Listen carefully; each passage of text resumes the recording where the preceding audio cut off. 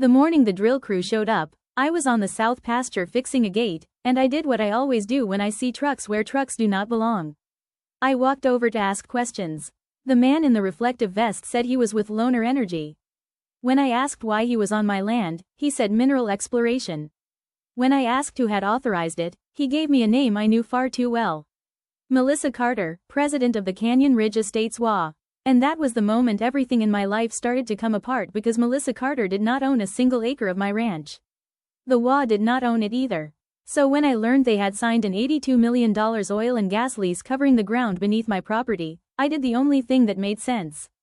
I called my attorney, and then I went looking for a piece of paper my grandfather had kept in a metal box for 73 years. My name is Daniel Holloway.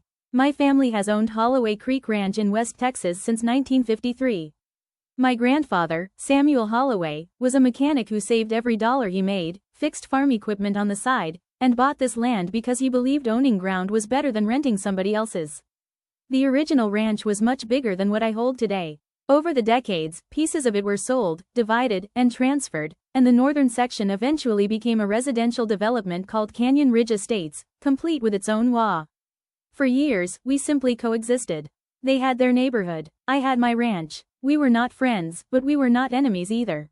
Then the oil company arrived, and the quiet ended. It started with survey crews in white trucks, GPS equipment, clipboard men walking through my pasture like they owned it. When I confronted them, they said I should speak with the property representative, meaning Melissa Carter. So, I called her that afternoon. She answered on the third ring and told me she had been meaning to call me. When I asked why Loner was surveying my property, she said something I will never forget. She told me that technically it was not just my property. Canyon Ridge had acquired mineral rights associated with the development. I told her the HOA had no such rights. She said I might want to check my documents. I asked where she got her information and she said the original title records. I asked for copies. She said her attorney would provide them. Then she hung up. That night I could not sleep. I pulled out every paper I owned. My deed, my father's estate records, old surveys, tax records. Nothing mentioned an HOA mineral interest. But there was something else, a memory. My grandfather had been obsessed with paperwork his whole life. And whenever anyone asked why he kept every scrap of paper, he said the same thing. The truth does not expire just because people stop looking at it. I always thought that was just something old men said. That night, I started to wonder whether he had been talking about something specific. 3 days later, I got my answer. A letter arrived from an attorney representing Canyon Ridge Estates. The first paragraph congratulated me on the successful regional energy development initiative. The second paragraph informed me that Loner Energy had entered into an $82 million mineral lease agreement with the HOA. The third paragraph requested my cooperation. The fourth paragraph was a threat disguised as legal language. I was expected to provide access for seismic testing and future extraction operations. I read it twice and then I laughed. Not because it was funny, because sometimes a document is so outrageous that your brain needs a second to understand what you were looking at. The HOA had signed a contract to sell something they did not own, and they were asking me to let the buyer dig it out of my ground. I emailed the lease to my attorney, Margaret Ruiz, who had represented my family for years. She called me back 11 minutes later and asked where they got the authority to sign it. I told her I was hoping she could tell me. She said she could not. Not yet. She needed the full chain of title. Then her voice turned serious in a way I had rarely heard. She told me not to confront them, not to sign anything, not to give them access, and not to let anyone remove or alter anything on my property. When I asked why, she said that if they were claiming mineral ownership, somebody had told them they had a legal basis. I asked if they did. She said she did not know. That answer scared me more than a yes would have. The next week became a race through paperwork. Margaret requested county records. I contacted the title company. We pulled historical surveys and property transfers. We examined every document from the original development. What we found was strange.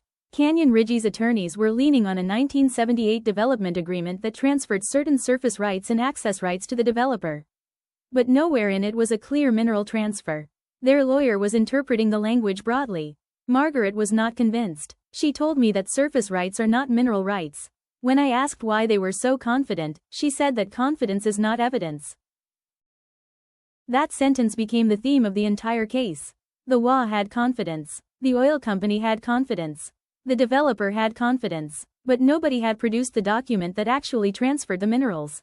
Then Margaret asked me something I did not expect. She asked whether my family had anything older than my current deed. I told her about my grandfather's records. She asked how old they were. I said some were from the 50s. She told me to find them. I went home and opened the storage room behind my grandfather's old workshop. There were boxes everywhere, receipts, tax records, handwritten cattle inventories, old photographs, equipment manuals, bank statements, and finally at the bottom of a stack of ledgers, a small metal box I had not opened in years.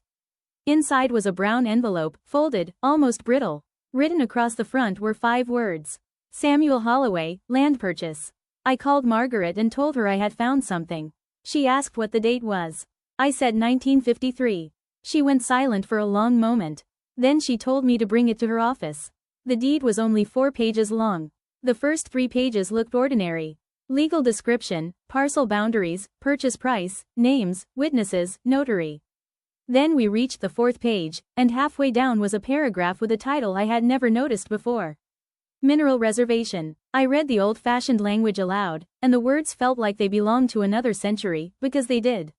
All rights to oil, gas, coal, and other minerals beneath the described premises are expressly reserved to the Holloway family and their heirs.